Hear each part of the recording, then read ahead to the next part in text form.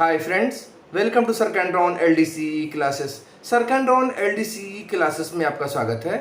आज हम लोग CCTS chief commercial cum ticket supervisor के सिलेबस के अंतर्गत जो रेलवेज एक्ट्स पढ़ने हैं उसके बारे में डिस्कस करेंगे। उसके बारे में हम लोग आज की क्लास में जानेंगे।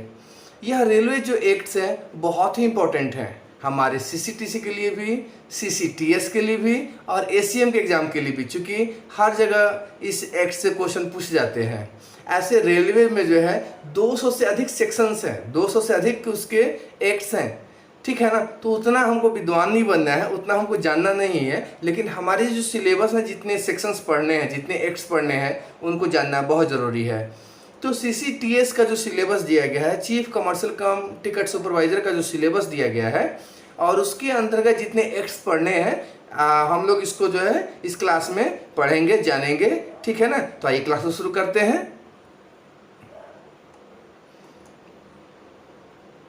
तो है the Indian railway act 1989 for CCTS. पहला है सेक्शन 49।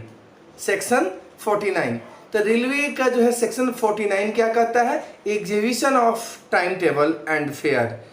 रेलवे का सेक्शन 49 कहता है, रेलवे का धारा 49 कहता है कि आप जो है ना रेलवे जो टाइम टेबल आता है उसका आप प्रदर्शनी कर सकते हैं, एग्जीबिशन कर सकते हैं और उसका जो फेयर है मतलब वो दिखा सकते हैं, बेच सकते हैं, ले सकते हैं, ठीक है ना। मतलब टाइम टेबल बेचने का इसमें प्रावधान किया गया। किसमें? रेलवे के सेक्शन 49 में। Exhibition of time table and fair मतलब टाइम टेबल का एग्जीबिशन करना है, रेलवे का जो टाइम टेबल का जो बुक आता है उसका प्रदर्शनी करना है, उसके भाड़ा के बारे में, उसके फेयर के बारे में इसमें बताया गया। किसमें? सेक्शन 49 में। सेक्शन 50 में जो है, सेक्शन 50 कहता है supply of tickets on payment of fair. कहता है कि जब कोई पेमेंट करेगा, जब कोई पैसेंजर हमारे काउंटर पे आते हैं, जब वो पैसा देंगे तभी हम उनको क्या करेंगे? टिकट का सप्लाई करेंगे। कहने का मतलब है कि पहले पैसा लेना है फिर तब उनको जो है टिकट देना है। ध्यान में रखिएगा। कभी कभी क्या होता है कि अगर आप जल्दबाजी में पैसेंजर टिकट मांगते हैं, आप टिकट दे दीजिएगा तो बाई मिस्टेक वो लेके भी चला जाता है, ठीक है ना।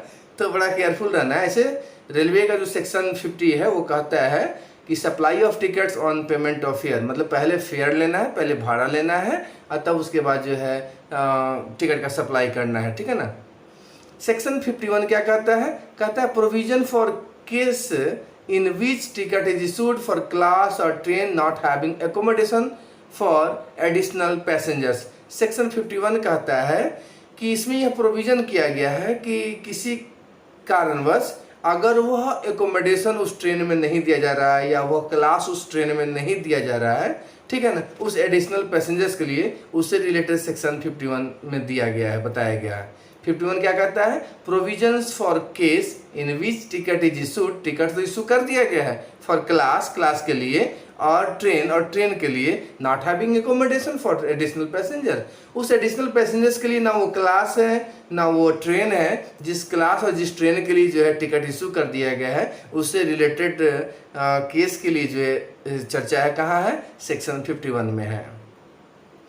सेक्शन 52 कहता है cancellation of ticket and refund मतलब सेक्शन 52 में क्या है? टिकट का कैंसलेशन है और उसका रिफंड कितना मिलेगा उससे संबंधित इसमें बातें बताई गई हैं।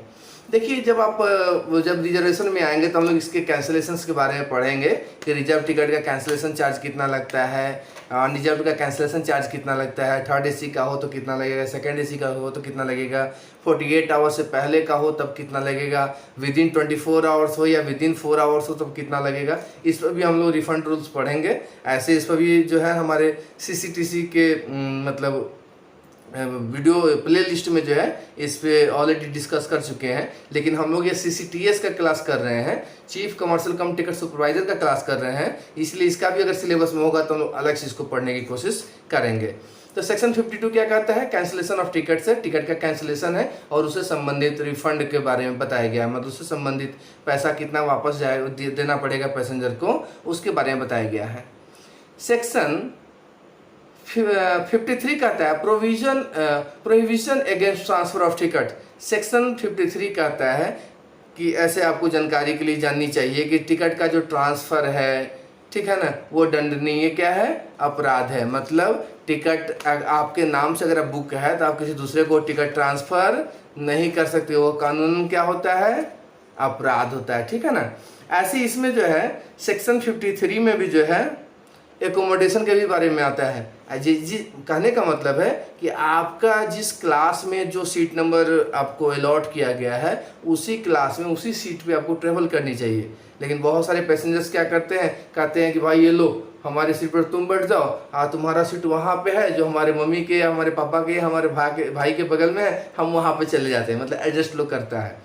तो इस तरह का ये जो मतलब एक्टिविटी होता है वो दंडनीय अपराध होता है, ठीक है ना। तो उससे संबंधित चर्चाएं कहाँ मिलती है, हमें रेलवे के सेक्शन 53 जो रेलवे एक्ट 1989 है उसमें मिलती है। सेक्शन 53 कहता है prohibition against transfer of tickets हो या एकोमोडेशन हो, इससे संबंधित ये सेक्शंस होते हैं।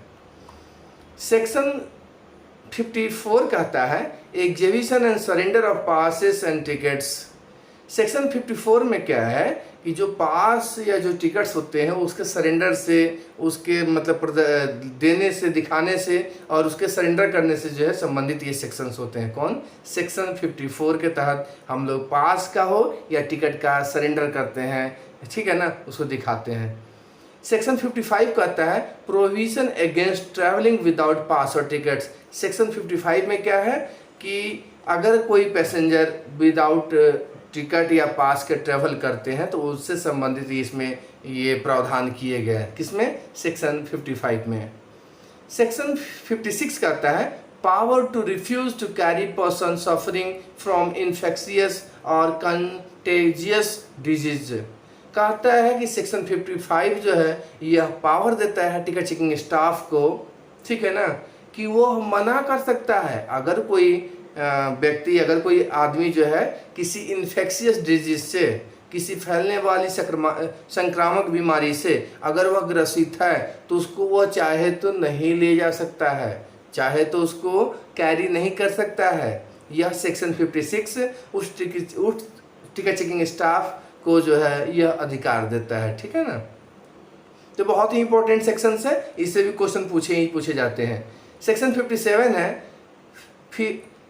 Fixing maximum number of passengers in each compartment. कहता है कि एक कंपार्टमेंट में मैक्सिमम कितने पैसेंजर्स रह सकते हैं, जा सकते हैं, इससे संबंधित जो है मतलब प्रावधान जो है सेक्शन 57 में बताया गया है। सेक्शन 57 में बताया गया है कि एक कंपार्टमेंट में कितने मैक्सिमम जो है, कितने अधिकतम जो है पैसेंजर रह सकते हैं। सेक्शन 58 कहता है air marking of compartment for ladies. Section 58 यह बताता है कि लेडीज़ के लिए कौन सा कंपार्टमेंट जो है चिन्हित किया गया है, एयर मार्क किया गया है, ठीक है ना। आप जब देखते होइएगा कि बहुत सारी ट्रेनें होती, चाहे लोकल हो या मेलबार एक्सप्रेस ट्रेनें हो या सुपरफास्ट ट्रेनें हो, उन सबों में क्या होती हैं कि कुछ बोगियां लेडीज़ के लिए एयर मार्क्ड रहती हैं, आरक्षित रहती हैं, ठीक है ना। इसका जो प्रावधान होता है वह सेक्शन 58 में बताया गया है, ठीक है ना। सेक्शन 59 कहता है providing means of communication between passengers and railway servant charge of train.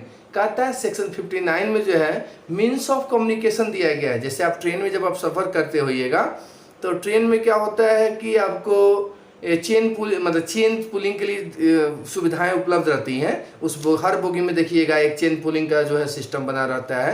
किसी इमरजेंसी में आप उस चेन पुलिंग के लिए वो दिया गया रहता है। इमरजेंसी अगर कोई सडन कोई वैसा हो तो उस स्थिति में उस चेन को पुल किया जाता है, चेन पुलिंग किया जाता है। तो इसके लिए सेक्शन 59 के द्वारा जो है वह मीन्स ऑफ कम्युनिकेशन पैसेंजर्स और रेलवे सर्वेंट के बीच में या चार्ज ऑफ जो ट्रेन है उनके बीच में दिया जाता है, ठीक है ना। लेकिन उसका एक वैलिड रीज़न होना चाहिए। ऐसे ही अगर आप चेन पुलिंग कीजिएगा तो आपको पनिशमेंट दिया जा सकता है, फाइन भरना पड़ सकता है, जेल जाना पड़ सकता है, ठीक है ना। बहुत ही इंपॉर्टेंट है, ध्यान में रखिएगा। सेक्शन 137 कहता है, सेक्शन 137 कहता है फ्रॉडेंटली ट्रैवलिंग और attempting to travel without proper pass और टिकट्स। कहता है सेक्शन 137 कि अगर कोई पैसेंजर्स बिना टिकट का यात्रा करता हो या जिसका नेचर हो विदाउट टिकट जो है ट्रैवल करने का, तो वो सब जो है क्या होते हैं, वो सेक्शन 137 के द्वारा जो है पनिशेबल होते हैं और उनको जो है 1000 रुपये तक का फाइन 6 महीने का जेल या दोनों हो सकता है। बहुत इंपॉर्टेंट है, इसको ध्यान में रखिएगा, ठीक है ना। सेक्शन 138 कहता है levy of excess charge and fare for travelling without proper pass और ticket beyond authorised distance. Section 138 कहता है कि अगर कोई पैसेंजर्स जहाँ तक उसका रिजर्वेशन हो, अगर उससे अधिक दूरी तक वो ट्रैवल करता है, पकड़े जाते हैं, तो इस कंडीशन में उनसे जो है एक्सेस चार्ज और उस मतलब जो ट्रैवल जितना किया उसका फेयर जो है लिया जाता है, ठीक है ना। बहुत इंपॉर्टेंट है, ध्यान में रखिएगा। इसे पूछे भी जाते हैं, क्वेश्चन जो एग्जाम में पूछे जाते हैं। सेक्शन 141 क्या कहता है, needlessly interfering with means of communication in a train, fine up to ₹1000 और imprisonment up to 1 year और both। कहता है सेक्शन 141 कहता है अगर बिना किसी काम के अगर कोई चेन पुलिंग करता है, नीडलेसली बिना जरूरत का, interfering with means of communication जो दिया गया है उसके साथ अगर कोई इंटरफेयर करता है, वो बिना काम का चेन पुल करता है, तो उस कंडीशन में उसको 1000 रुपये तक का फाइन हो सकता है या 1 साल का जेल हो सकता है या दोनों हो सकता है, ठीक है ना। तो बिना काम का चेन पुलिंग नहीं कीजिएगा ट्रेन में जो है।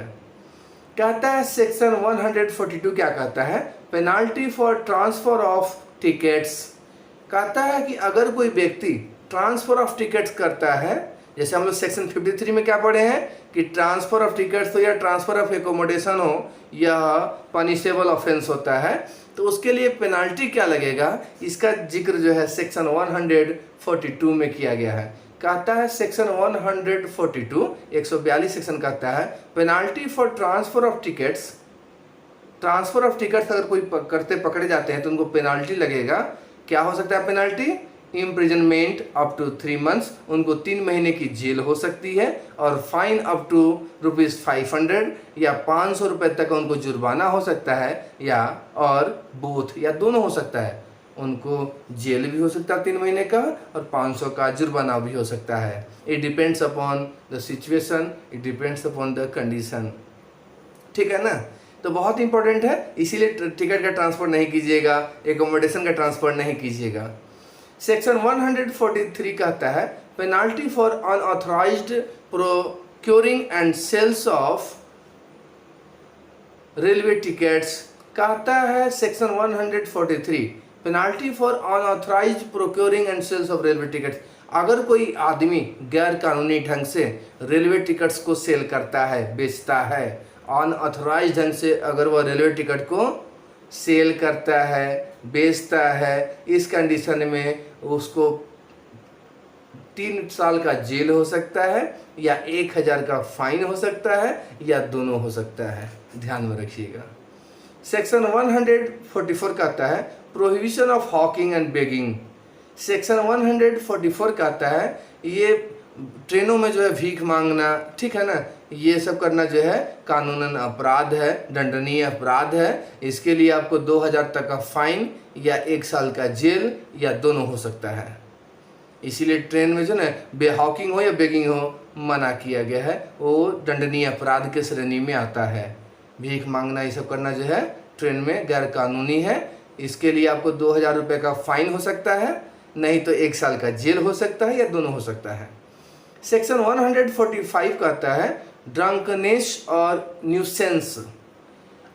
ड्रंकनेस और न्यूसेंस, अगर कोई दारू पी कर जो है ये उत्पात मचाता है, बदमाशी करता है, शोर शराबा करता है, हो हल्ला करता है, तो इस कंडीशन में उनको 6 महीने का जेल या 500 रुपये का फाइन हो सकता है, ठीक है ना। तो सेक्शन 144 क्या कहता है, सेक्शन 145 क्या कहता है, ड्रंकनेस और न्यूसेंस, अगर कोई दारू शराब पी के हल्ला बदमाशी ये सब करता है तो इस कंडीशन में उसको 6 महीने का जेल हो सकता है या 500 रुपये का जुर्माना हो सकता है। सेक्शन 146 कहता है obstructing railway servant in his duties.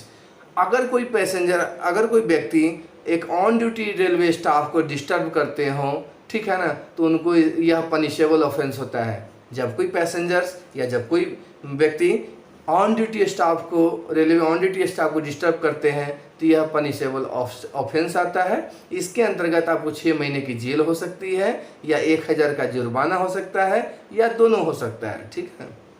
Section 147 कहता है trespass and refusal to desist from trespass. कहता है ट्रेसपास मतलब ट्रैक वगैरह पास करना भी, ट्रैक वगैरह पार करना भी क्या होता है, कानूनन अपराध है, दंडनीय अपराध है। इसीलिए इसमें भी क्या है, आपको 6 महीने की जेल हो सकती है या 1000 का फाइन लग सकता है या दोनों हो सकता है। इसीलिए रेलवे ट्रैक नहीं पार कीजिएगा। रेलवे ट्रैक पार करना क्या है, दंडनीय अपराध है। क्वेश्चन नंबर सेक्शन 150 कहता है मैलियसली रेकिंग और attempting to wreck a train. Section 150 कहता है मैलियसली रेकिंग और attempting to wreck a train मतलब कोई गलत ढंग से, कोई दुर्भावनावश, ठीक है ना, ट्रेन को नुकसान पहुंचाता है या ट्रेन को क्षति पहुंचाने का काम करता है तो यह दंडनीय अपराध है। इसका चर्चा कहाँ है, सेक्शन 150 में है। मैलियसली रैकिंग और attempting to wreck the train, सरकारी नहीं कहते, सरकारी संपत्ति को नुकसान पहुंचाना हानिकारक है, दंडनीय अपराध है। उसी तरह से रेलवे का जो है अगर कोई दुर्भावनावश नुकसान पहुंचाने की कोशिश करता है या उसको नष्ट करने की कोशिश करता है, ट्रेन वगैरह ये सब को जो है, तो यह क्या है, मतलब ये इस सेक्शन 150 में आता है, ठीक है ना। कहता है सेक्शन 157 अल्टरिंग और डिफेसिंग पास और टिकट्स। कहता है कि अगर कोई व्यक्ति पास या टिकट को अल्टरिंग करता है, डिफेसिंग करता है मतलब उसको, उस पास को मतलब कुछ काट छाट करता है उस पास में या टिकट पे कुछ चेंज वेंज करता है तो यह कानूनन यह दंडनीय अपराध है। इसके अंतर्गत आपको 3 महीने की जेल, 6 या 500 रुपये का फाइन हो सकता है या दोनों हो सकता है। इसीलिए कोई पास, अगर आप सर्विंग एम्प्लॉई हैं, रेलवे एम्प्लॉई है, तो पास वगैरह में चेंज नहीं किया कीजिए, बेटर है। सेकेंड है, अगर आप पैसेंजर्स हैं तो टिकट वगैरह जो लेते हैं उसमें अल्टरेशन मत कीजिए, कोई भी चेंज उस टिकट प्रिंट पे मत किया कीजिए, नहीं तो यह क्या है, दंडनीय अपराध है जिसके अंतर्गत 3 महीने की जेल हो सकती है, 500 रुपये का फाइन हो सकता है या दोनों हो सकता है। सेक्शन 160 कहता है ओपनिंग और ब्रेकिंग ए लेवल क्रॉसिंग गेट। अगर कोई आदमी लेवल जो क्रॉसिंग गेट होता है अगर उसको कोई ओपन करे, खोल दे, सडन खोल दे या उसको तोड़ दे, ब्रेक कर दे, यह दंडनीय अपराध है। इसीलिए लेवल क्रॉसिंग जो गेटें होती हैं उसको ना मतलब एक नॉर्मल पब्लिक को ना खोलनी चाहिए ना उसको तोड़नी चाहिए। इसका चर्चा कहाँ है, सेक्शन 160 में दिया गया है। सेक्शन 161 कहता है negligently crossing unmanned level crossing. कहता है कि बिना काम का जो है ना कोई अनमैन्ड लेवल क्रॉसिंग को पार कर रहा हो, इसका चर्चा कहाँ है, सेक्शन 161 में है। तो आज की क्लास में हम लोग इतना ही रखते हैं। इसके सेकेंड पार्ट वीडियो में भी जो है रिमेनिंग जो सेक्शंस हमें पढ़ने हैं CCTS के अंतर्गत, chief commercial cum ticket supervisor के अंतर्गत, उसको कंटिन्यू करेंगे। तो आज की क्लास में इतना ही। Thanks for watching the channel sir कैंड्रॉन LDC क्लासेस।